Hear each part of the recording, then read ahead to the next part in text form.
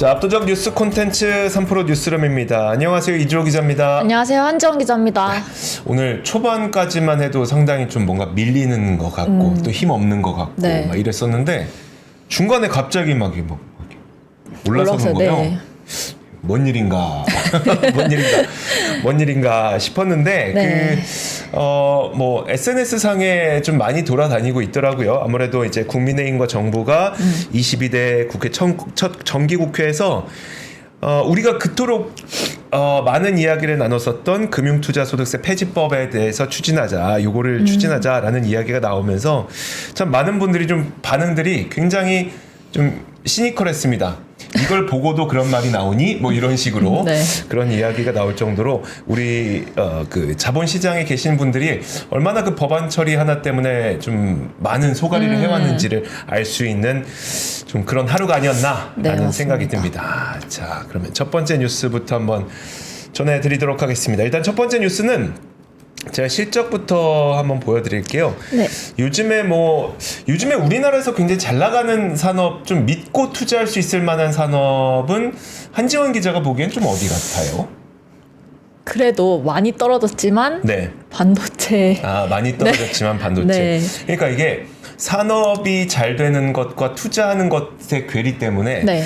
그 자동차도 그렇고 그리고 전력기기도 그렇고 또 화장품도 그렇고 사실 저도 이렇게 쭉 계속해서 취재를 하고 있지만 그쪽의 수요가 사라지지 않았거든요. 아, 그렇죠. 근데 주가는 좀 떨어지는 그런 움직임이 네. 나타나고 있는데 좀 공교롭게도 산업과 주가가 함께 움직이는 산업이 있으니 그게 바로 제가 보기에는 좀 방산이 아닐까 싶습니다. 맞습니다. 자, 이런 네. 가운데 한국항공우주가 오늘 실적을 발표했습니다. 3분기 실적을 발표했는데 물론 매출이 좀 줄긴 했습니다만 약간의 그 어떤 그 수주에 대한 계절성을 제외하고 나면 굉장히 좋은 실적으로 좀 평가를 받고 있더라고요. 일단 3분기 실적이 어떻게 나왔는지부터 살펴보면 지금 보시는 것처럼 9,072억 원의 매출을 기록했습니다. 그래서 지난 3분기에 1조 원 실적보다는 조금 줄어들었어요. 근데 영업이익이 763억 원을 기록해서 작년 3분기 654억 원에 비해서 크게 늘어나는 그런 현상이 나타났습니다. 매출의 경우에는 지금 9.9% 감소한 걸로 나오긴 하죠. 1조에서 9천억 원으로 내려갔으니까. 근데 이게 이 매출 성장이 정체했다고 보는 게 아니라 작년에 수주 호황 때문에 나타났던 기저 효과라고 보면 될 것 같습니다. 왜냐하면 한국항공우주가 2022년도에 폴란드에다가 FA50을 수출을 했는데 그 실적이 이때 잡혔던 거거든요. 그러다 보니까 이때 왜 너무나도 급격하게 이제 그 실적이 크게 늘어났던 기고 효과가 좀 있었다. 그래서 이게 한 9% 정도 줄어든 것처럼 보이지만 줄어든 게 아니다. 그리고 지금 보면은 영업이익이 계속해서 개선되고 있는 모습이 나타나고 있잖아요. 지금 영업이익은 올해 3개 분기 연속 상승세를 이어가고 있는데 1분기와 2분기에도 전년 동기 대비 140%, 뭐 780% 이렇게 늘어났는데 이번에도 증가세는 계속됐다. 그렇기 때문에 참 좋은 실적을 보여줬다라고 보면 될 것 같습니다. 자, 그리고 또 한 가지가 뭐가 있냐면 그 수주가 더 중요하잖아요. 그러니까 지금 당장 나오고 있는 매출은 수주했던 것들을 하나하나씩 완료를 해서 납품했을 때 네. 이제 수출 실적에 그러니까 매출에 잡히는 것이기 때문에 결국 앞으로 그럼 얼마나 돈을 덜 벌 것인가를 보면은 수주를 봐야 되는데 이번 분기 수주는 305억 원 정도라서 상당히 작아 보이긴 하거든요. 하지만 수주 잔고가 이미 22조 4천억 원. 그 가운데 국내 사업 수주가 9조 3천억 원, 완제기 수출이 4조 9천억 원, 기체 부품이 8조 2천억 원, 수주 잔고가 22조 원이 넘게 남아 있다. 지금 보면은 네. 그 작년 3분기가 1조 원 정도라 그랬으니까 네. 뭐 대략 그 한 분기당 1조 원 안팎의 매출을 한다고 쳤을 때 1년 동안 4조 원 매출을 낼 수 있는 게 카이잖아요. 근데 22조 원의 수주 잔고가 아직도 남아 있다. 아직 많이 남아 있다. 아직 더 올라갈 수 있다. 아직 한참 남았다. 아직 팔 게 많이 남았다. 이미 주문 받아놓은 네. 것만 해도 거의 5년치 주문은 다 받아놨다.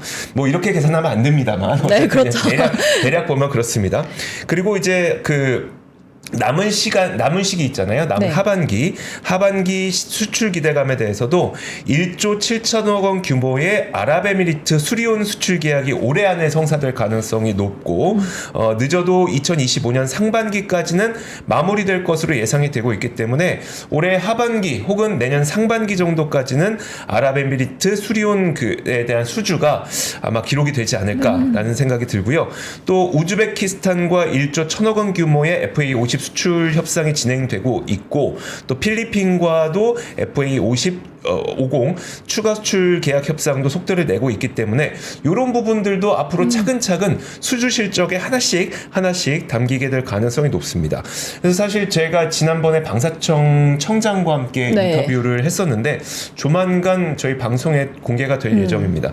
근데 지금 보니까 우리가 무기 체계 수출이라고 하는 게 네. 다른 제품 수출과는 상당히 차원이 다릅니다. 어떻게 다른가요? 그러니까 네. 우리가 그 제품을 수출하는 것은 그냥 맞으면 사면 되는 거고 마음에 안 들면 안 사면 되는 거잖아요. 네. 근데 무기 수출이라고 하는 거는 동맹국 간에 서로 군사 안보에 관련된 정보를 교환해야만 가능한 것. 그래서 무기 수출이라고 하는 것은 굉장히 그냥 단순히 이게 뭐 이번에 물건 괜찮네요. 다음번 물건 안 좋으면 안 받아요. 이게 네, 아니라 네. 정말 그 두 국가 간에 긴밀히 협력하에 만드는 것이기 때문에 이 무기 수출이라고 하는 것은 한 번 뚫리기 시작하면은 꽤 오랜 기간 지속이 되는 그런 사업이라고 하더라고요. 그렇죠. 그래서 그런 것들 때문에 이 방사는 꽤 오랜 기간 동안 지속이 될 가능성이 있겠다라는 기대감을 좀 갖고 있습니다.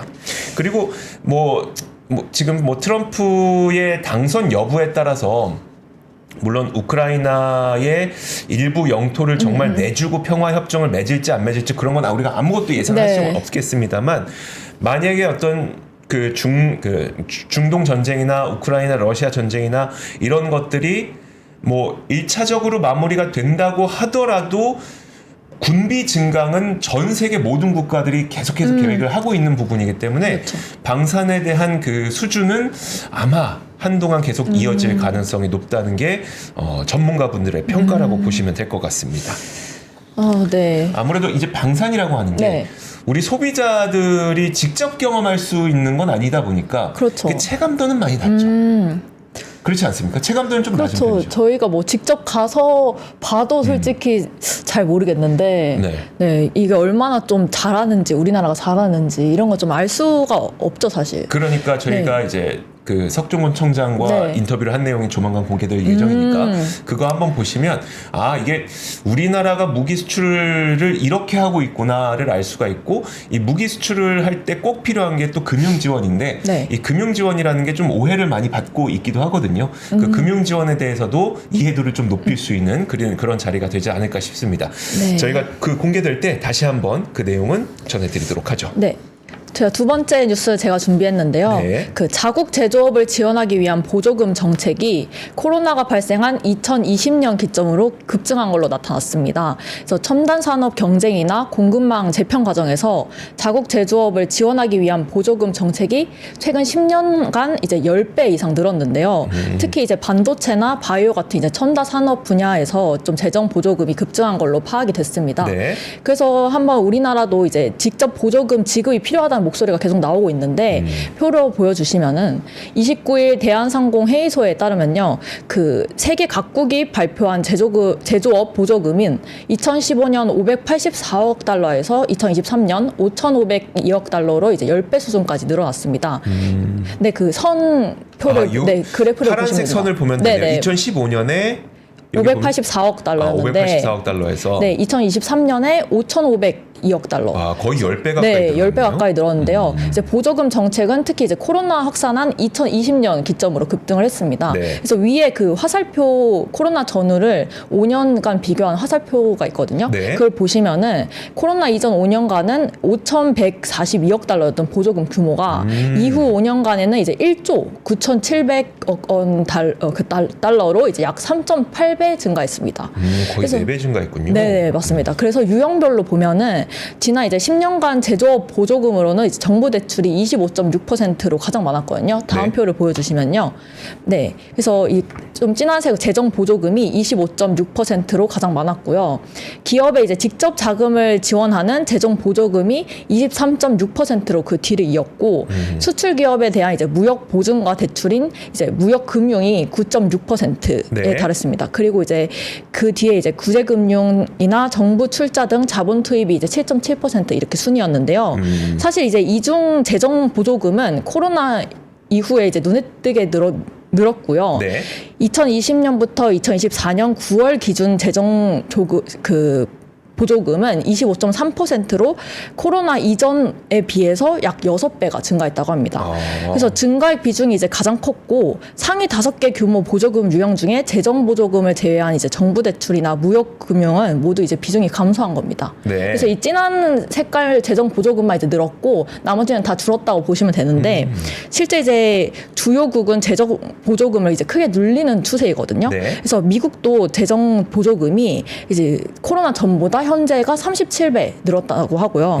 아무래도 이제 2022년에 발표된 뭐 IRA법이랑 뭐 칩스 영향이 굉장히 컸다고 합니다. 네. 그리고 이제 미국뿐만 아니라 EU나 일본도 재정 보조금 규모가 큰 폭으로 증가를 했는데 그런데 이에 반해서 한국은 간접 금융 지원 방식인 제조업 보조금의 대부분을 네. 지원을 하고 있는데요. 다시 앞서 표를 보여주시면은 그 글로벌의 지원 흐름과 다르게 이제 우리나라는 무역 금융이 1위고요. 네. 그냥 이거랑 비교해서 보시면 될 것 같습니다. 이게 글로벌 기준이고 이게 글로벌 기준이고 네, 우리나라는 이제 무역 금융이 1위고 네. 이제 정부 대출이 2위라고 하는데요. 이게 어떤 걸 뜻하냐면 다른 나라들은 그 산업을 키우기 위해서 이제 직접 보조금을 쏟는 건데 네. 이게 한국만 대출과 이제 보증 위주로 지원을 한다는 겁니다. 그래서 현물 지원이 가장 낮은 수준이래요. 네. 그래서 이제 현재 주요국들의 보조금은 이제 반도체나 바이오 같은 이제 첨단 산업에 집중이 돼 있는데 다음 표를 보여주시면은 특히 이제 반도체 분야는 재정 보조금이 코로나 전에 비해서 6배 이상 늘어났고요. 네. 그리고 바이오도 죄송합니다. 주로 이제 자국 내 반도체 기업을 유치하는데 보조금이 활용이 됐다고 합니다. 그래서 이 다음에는 이제 바이오나 2차 전지, 그다음 디스플레이 순으로 이제 늘어났는데 이렇게 OECD가 최근 이제 세계적인 보조금 흐름은 코로나로 인한 경제 충격에 대응하기 위해서 이제 각국 정부가 보조금을 늘렸다고 봤고요. 사실 뭐 미중 갈등도 있고 뭐 앞서 말했던 전쟁 같은 이슈도 있잖아요. 네. 그래서 이제 공급망이나 경제 안보에 대한 이제 우려가 커지자 좀 본격적으로 보조금 전쟁에 나섰다 이렇게 보고 있습니다. 근데 이제 이에 반해서 이제 김현수 대한상공회의소 경제정책팀장이 우리나라도 첨단 산업에 대한 다양한 지원 정책을 실행하고 있다. 하지만 이제 직접 보조금을 통해서 과감한 투자를 하는 이런 글로벌 트렌드에는 좀 따라가지 못하고 있다. 네. 이렇게 말을 했는데요. 사실 이제 국가 전략 차원에서도 국익을 좀 극대화할 수 있는 지원 정책이 좀 필요해 보입니다. 그러니까요. 그 얼마 전에 우리가 뉴스에서도 전해드렸던 게 샤오미가 국내 법인 만든다. 원래는 맞아요. 이제 국내 법인이 없었는데 네. 국내 법인을 만든다라고 해서 사실 샤오미 제품을 우리가 사고 있지만 판권을 네네. 갖고 온 사람들이 이제 유통을 하는 지금까지의 구조였었고, 근데 이제 법인을 국내에다 만들게 되면은 뭐 샤오미 어떤 여러 가지 제품들이 실제 우리나라에서 판매가 되는 그런 일이 네. 벌어지게 될 텐데 그걸 보면서 야 혹시 나중에 샤오미 그 수칠 있잖아요. 네네. 수칠까지 들어오는 거 아니야? 자동차, 전기 자동차까지 들어오는 거 아니야? 라는 의구심을 많이들 갖고 계셨지만 제가 그 취재 기자와 그다음에 이제 전문가분들하고 얘기해 보면 중국은 우리나라 자동차 시장에 관심이 없다. 너무 그렇죠. 작아서. 그렇죠. 네, 그럼에도 네. 불구하고 사실 BYD라든지 다른 그 전기차 업체들도 국내 대표를 우리나라 사람을 지금 임명을 해놓은 상태거든요. 네. 그러니까 언제고 들어와도 이상하지 않을 만큼 준비를 하고 있는 상황이기 때문에 그럼 중국 전기차가 우리나라에 들어왔을 때 우리는 무엇을 할 수 있지라고 보면은 네. 일단 그 관세 8% 정도밖에 없습니다. 근데 지금 미국의 경우에는 이미 중국산 그 자동차에 대해서는 100% 관세로 관세율을 25%에서 100%까지 이미 4배가량 올려놨거든요. 네.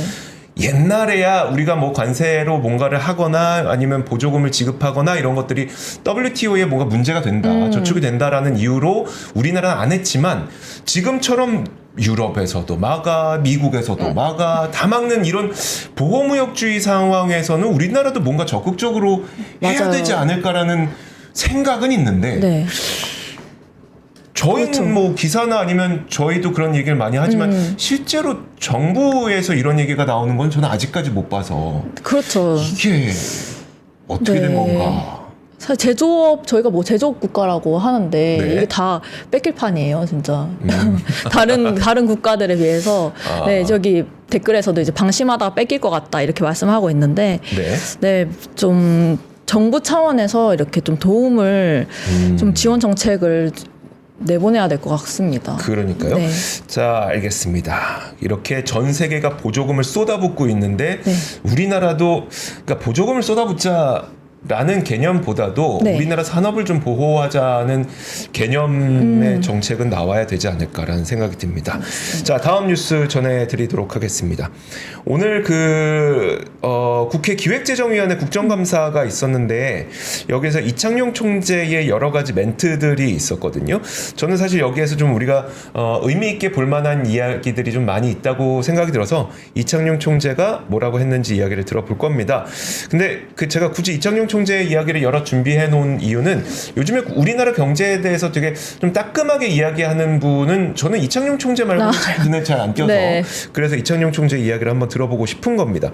일단 이날 국정감사에서 정성호 더불어민주당 국회의원하고 그다음에 이종우 국민의힘 의원이 연간 성장률 전망치를 2.4% 달성 못하는 거 아니냐라고 지적을 했더니 이창용 총재도 맞습니다. 한 2.2에서 2.3%로 우리나라 성장률이 떨어질 것 같네요라고 대답을 했고요. 다만 그럼에도 불구하고 아직 잠재 성장률보다는 위쪽에 있는 성장률이기 때문에 아주 큰 폭의 하락이라고 보기에는 어렵다. 그래서 그렇게 너무 당황할 필요는 없고 문제는 내년 성장률 전망이 좀 불확실한 것이 더 큰 문제로 보인다라고 대답을 했습니다. 근데 이런 지적이 굉장히 많았었잖아요. 특히 지난 3분기 GDP 성장률에 대해서. 네. 일단 한국은행에서는 0.5% 성장을 기대를 했었는데 실제로 나온 성장률은 0.1%다 보니까 이거 5배 격차면 너무 크게 틀린 거 아닙니까? 라는 지적이 있었고요. 여기에 대해서는 이창용 총재가 내수는 예상한 대로 회복을 하고 있는데 수출이 미국 대선이라든지 중국의 현재 상황이라든지 이런 대외 변수 때문에 굉장히 많이 변한 게 영향을 미친 것 같다라고 얘기를 하고 있습니다. 그래서 이게 실제로 미국 대선 결과에 의한 것인지 그리고 중국의 어떤 그 매크로의 변화에 의한 것인지 그건 좀 더 보고 11월에 다시 이야기를 하겠다라는 이야기를 했고요.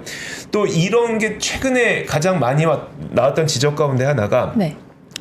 정부가 외평기금 활용해서 지금 그 세수결손을 메꾼다는 뉴스가 어제 한창 떠들썩했었잖아요. 네. 이거 외평기금 그냥 사용해도 됩니까? 라는 질문이었다고 보시면 될 것 같아요. 이거 외평기금 활용하면은 결국 우리나라 외환시장의 환율 대응에 문제가 생길 수 있지 않습니까? 라는 질문이 있었는데 여기에 대해서는 외환시장에 대해서는 외평기금뿐만 아니라 우리 한은의 발권력도 있고 지금 외환시장에 개입할 탄약이 부족하다고 생각하지 않는다. 라고 얘기를 해서 외환시장이 만약에 흔들린다고 하더라도 한국은행이 직접 나서서 우리나라 원화 사서 원화 가치의 커다란 하락을 좀 막아줄 수 있습니다. 라고 대답한 거라고 얘기하면 되는데 사실 우리도 지금 당장 돈이 모자랄 거라고 생각하고 있지는 않거든요. 네. 다만 그 총알이 든든한 국가와 총알이 든든하지 않은 국가를 바라보는 어떤 그 외국계 자금의 그 시야가 좀 걱정이 되는 거니까. 왜냐하면 물론 이런 극단적인 일이 발생하지 않겠습니다만 예전에 뭐 파운드화를 공격했던 조지 소로스라든지 네. 이런 식으로 야 이게 외환 시장이 좀 약해 보이는 곳과 튼튼해 보이는 곳을 바라보는 세계적인 시각 자체가 다를 수가 있어서 우리가 그 부분을 좀 걱정하는 거 아니겠습니까? 그 부분에 대해서는 이제 이창용 총재도 한은도 발권력이 있다. 그러니까 너무 크게 과대평가하지 말라는 이야기를 좀 했다고 보시면 네. 될 것 같고요. 그것 좀 의아했었죠. 우리 한은에서 이제 기준금리 딱 인하하자마자 바로 이틀 뒤였었나요? 11일에 인하하고 16일에 코픽스 금리, 네. 주택담보대출의 기준이 네네네. 되는 코픽스 금리가 발표가 됐는데 하느니 기준금리 인하하고 나서 코픽스 금리가 올라가는 그런 현상이 있었잖아요. 네. 그래서 그 부분도 좀 지적이 있습니다. 아니 기준금리가 인하됐는데 시장금리 하락으로 이어지지 않는다. 이렇게 그 지적에 대해서 과거 경험을 비추어 보아도 금리 한 번 낮추면 금리 한 번 낮추기 전에 이미 시장에서는 금리 인하에 대한 기대감으로 시장금리가 너무 먼저 빨리 떨어져서 그래서 그 기준금리를 낮춘 이후에는 시장금리가 오히려 올라간 경우가 상당히 많았다. 그러니까 이번에도 마찬가지로 그런 현상으로 보이고 금리를 한 번만 낮추면 효과가 없기 때문에 이런 현상이 나타나지만 연속적으로 몇 번 낮추고 나면 그 효과가 나타나게 되니까 조금 기다려 봐야 된다라고 지적을 했습니다. 그러면서 가계부채 경고등이 떴기 때문에 지금 은행과의 협조하에 대출을 조이고 있고 가계대출 안정화되면 다시 정상화될 거다. 가계대출 안정화되면 다시 시장금리도 좀 낮아질 거다라고 이야기를 했습니다. 근데 오늘 이런 질문이 있었어요. 네. 지금 재정정책이 제대로 역할을 하지 못해서 경기가 침체되고 있다는 지적을 윤호중 더불어민주당 의원이 지적을 했거든요. 근데 사실 저는 이 질문을 왜 이창용 총재한테 했는지는 모르겠고 통화정책 하시는 분한테 재정정책이 역할을 못하고 있습니다. 저한테 어쩌라고요? 라고 할 수 있는 거니까 네. 이 재정정책에 대한 질문을 왜 여기다 했는지는 모르겠으나 어쨌든 그 질문에 대해서 이창용 총재는 지금 경기 침체라는 말엔 전혀 동의할 수 없다. 라고 얘기를 했고요. 그러면서 그렇기 때문에 전면적인 경기 부양이 필요한 게 아니라 지금 아까도 얘기했던 것처럼 네. 우리 그 잠재 성장률 위의 성장률을 보이고 있는 거잖아요. 그러니까 침체도 아니고 경기를 전면적으로 부양시킬 상황도 아닌데 다만 금리가 너무 높아서 자영업자분들이 힘드니까 그 부분을 타겟해서 재정정책을 써야 된다라는 이야기를 했습니다. 그래서 사실 재정정책을 어떻게 써야 되는지까지 이창용 총재가 좀 설명해줬다라고 저는 보입니다. 그래서 참 네.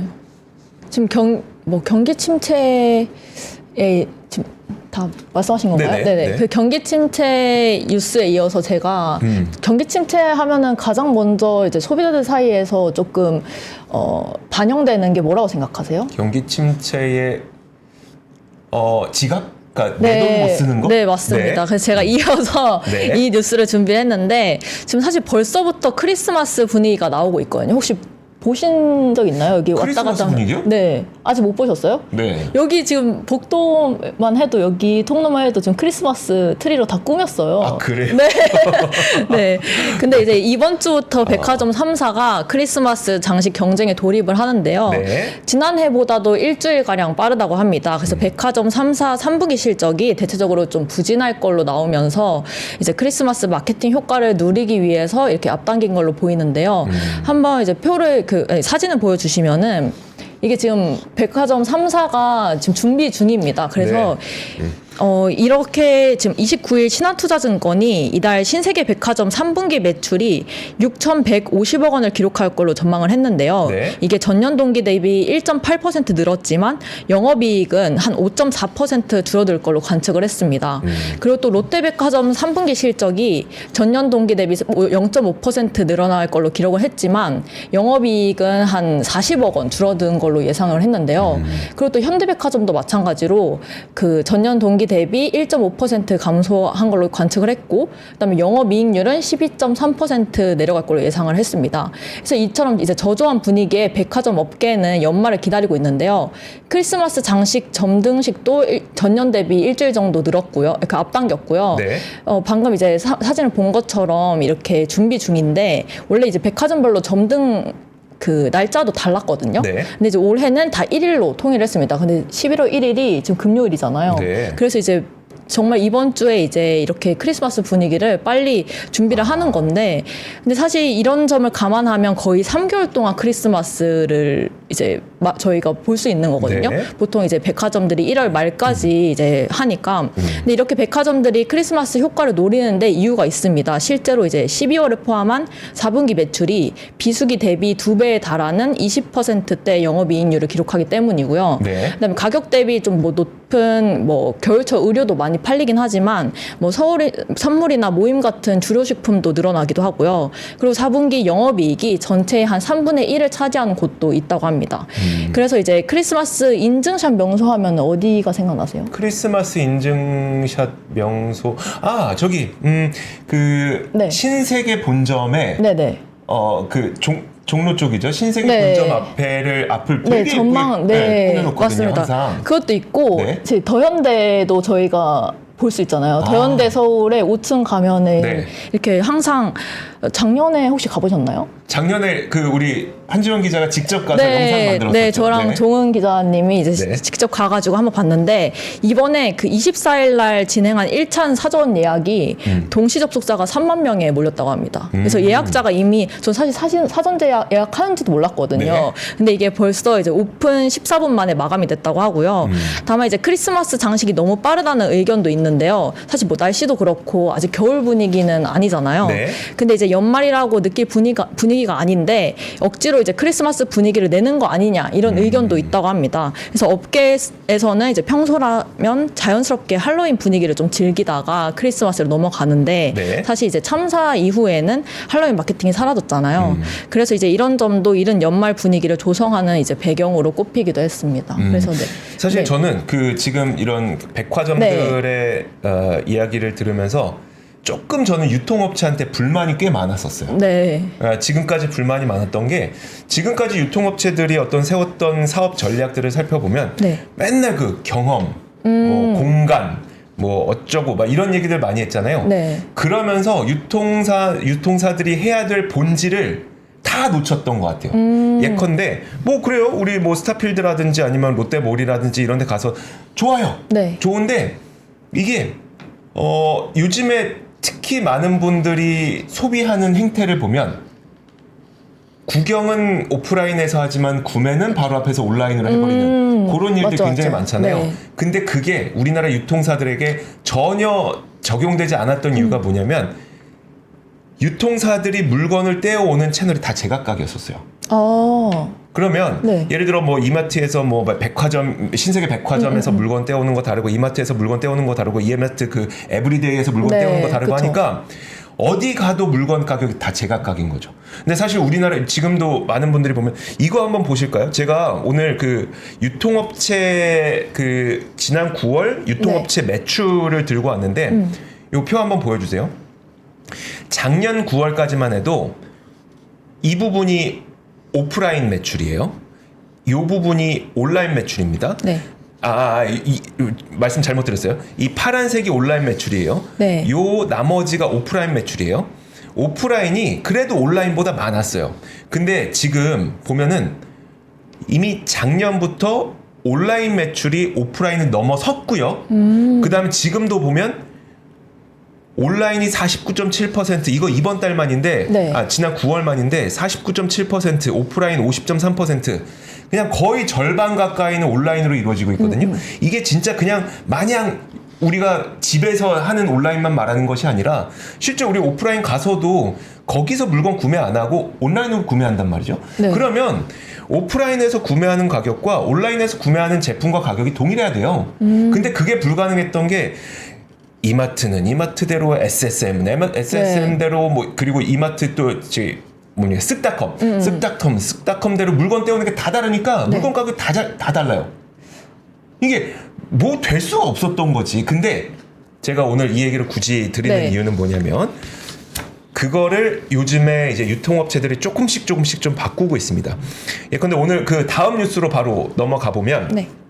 다음 뉴스가 이제 제가 표를 보여드렸던 온라인과 오프라인이 극명한 그 차이를 보이고 있다. 요거를 말씀드리는 건데 오프라인은 실제로 0.9% 매출이 줄었고요. 온라인이 15.7%로 매출이 늘고 있습니다. 그러면 유통업체들도 여기에서 이런 전략을 세워야 되는 거죠. 분명히 오프라인과 온라인의 옴니 채널이 가능해져야 된다. 그 전에 뭐 몇 년 전에 옴니 채널에 막 선언적인 그리고 마케팅적인 뭔가 이렇게 말들이 되게 많았어요. 네. 옴니 채널 할 겁니다. 그 다 안 됐었거든요.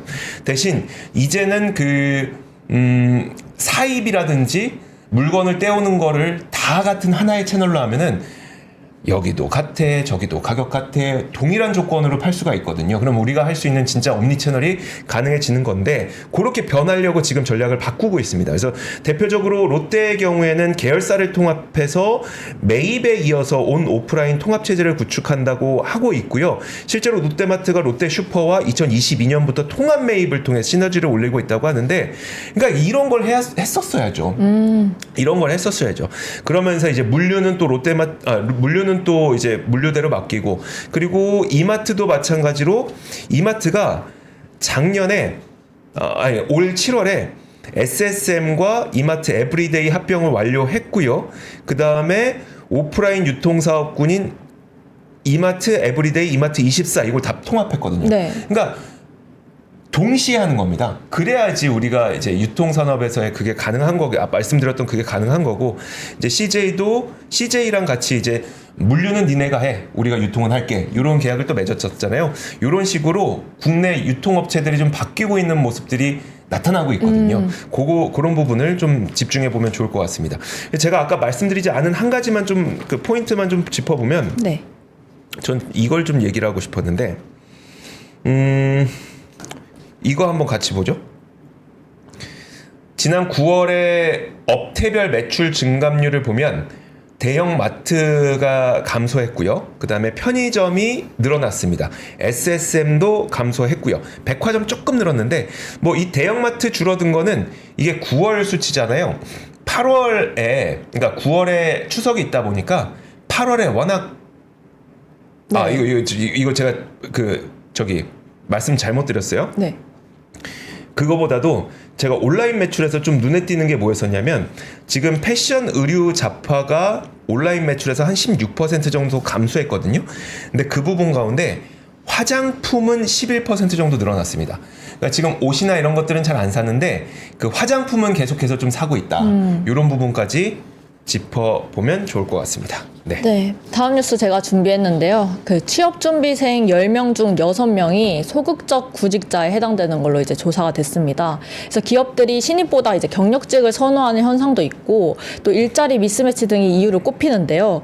표로 한번 보여주시면은 그 한국경제인협회가 전국대학 4학년 재학생 및 졸업자를 대상으로 이제 설문조사를 실시를 했습니다.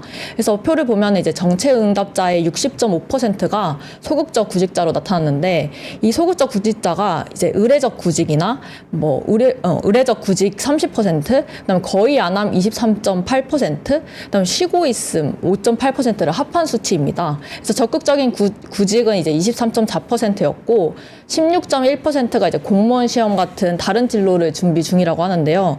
사실 이제 적극적으로 구직 활동을 하지 않는 이유로는 뭐 자신의 역량이나 기술, 지식이 이제 부족하다 이렇게 답하는 사람이 많았고, 그 오른쪽을 보여주시면 됩니다. 네. 그리고 거의 이제 50% 가까이 응답을 했고요. 이에 이제 전공 분야나 또 관심 없는 일자리, 관심 분야 일자리가 없거나 부족해서가 한 18.1%, 그다음에 구직 활동을 해도 일자리를 구하지 못할 것 같아서가 한 14% 이렇게 순이었습니다. 근데 이제 응답하는 대학생의 이제 36.5%가 올해 대종은 신규 채용 시장이 지난해보다 어렵다고 말을 했거든요. 근데 지난해 조사보다 한 6.2%포인트 높아진 수치라고 합니다. 그래서 취업 준비 과정의 어려움으로 이제 신입 채용 기회 감소가 이제 27.5% 정도 됐고, 또 원하는 근로 조건에 맞는 좋은 일자리 부족이 한 23.3% 정도 됐는데요. 근데 사실 이제 적극적인 구직 활동하는 대학생들의 올해 평균 그 입사 지원서가 6.5회 정도 된대요. 네. 근데 이제 평균 서류 전형에 합격하는 횟수가 1.4 정도 된다고 해요. 그러니까 이제 한 서류 합격률의 평균 한 22%밖에 합격을 못 하는 거죠. 네. 근데 이게 지난해 서류 전형 합격률이 28.3%였으니까 1년 사이에 6.1%포인트 낮아진 수치고요. 네. 그러니까 이제 올해 신규 채용 시장은 6.2% 높아졌는데 또 이 면접 이 비중은 6.6% 낮아졌으니까 네. 이게 참 상반되는 이제 그 모습을 보여주는 거고요. 그래서 이상호 환경협 경제산업본부장은요, 그 경기 침체가 장기화하면서 대다수의 청년들이 이제 구직 의욕을 잃었다. 그래서 청년들이 이제 원하는 양질의 일자리 확대를 위해서 이제 노동 시장의 이중 구조 개선을 해야 된다 이렇게 말을 했습니다. 네, 그래서 이제 지금 계속 뭐 취준생이 어렵다 뭐 이런 뉴스가 계속 나오고 있잖아요. 네. 50대 이상이 늘었고 뭐 30대 이하 뭐 쉬었음 이런 것도 저희가 많이 다루기도 했고 네. 그래서 이런 뉴스를 한번 준비를 해봤는데 어떻게 생각하세요? 그러니까 진짜 그 약간 꼰대처럼 이야기를 네. 하면 네. 아니 일단 일부터 하고 뭐 중소기업에서라도 이제 커리어를 쌓고 너희가 다음 단계를 밟아가야 되지 않겠느냐라고 얘기할 수는 있지만 그렇게 얘기할 수 없는 이유가 네. 한번 우리나라에는 아직까지도 그 노동의 경직성이 좀 그 근로의 경직성이 좀 있다 보니까 한번 중소기업으로 시작을 하게 되면 그 경로가 끝까지 이어지거든요. 그래서 네네. 저희가 그걸 한번 수치로 보여드렸던 적이 있었는데 대학교를 졸업하고 시작이 어디냐에 따라서 그 인생 종착지의 연봉이 결정이 되는 통계를 보여드린 적이 있었거든요. 그럼 그런 상황에서 그냥 일단 중소기업 가서 일부터 하고라는 주장을 할 수가 없습니다. 일부터 해봐라고 하는 거를 할 수가 없습니다. 그러면 그들이 갈고 싶을 만한 어떤 스타트업, 그러니까 지금 당장 큰 돈을 못 벌더라도 앞으로의 비전이 있는 여러 가지 기업들이 탄생을 해줘야 되는데 네. 그 기업들이 탄생하는 것도 그냥 탄생할 수 있는 건 아니잖아요. 그런 환경, 그러니까 인큐베이팅 환경을 좀 마련해 줘야 되는데 그 인큐베이팅 환경이라고 하는 것도 물론 기업단에서 이제 기업의 그 그러니까 사내 벤처 네. 이런 식으로 할 수도 있겠지만 정부에서도 좀 정책적으로 이제 그런 스타트업들이 좀 잘 클 수 있는 환경을 마련해 주는 것도 필요하니까 네. 그래야지 이제 취업 준비생들이 취업을 좀 할 수 있는 문이 열리지 않을까 저는 그렇게 생각하고 네, 있어요. 맞습니다. 자, 그리고 벌써 시간이 다 됐네요. 네. 자, 그러면 오늘 뉴스룸은 여기까지만 전해드리도록 하겠습니다. 저희는 내일 올 테니까 또 내일도 많은 분들 함께 해주시면 좋을 것 같습니다. 함께 해주신 여러분 네. 고맙습니다. 감사합니다. 삶의 격을 높이는 9가지 지혜를 함께 나눕니다. 위즈덤 칼리지 시즌 2 영상 아래 링크를 클릭하시면 자세한 내용을 확인하실 수 있습니다.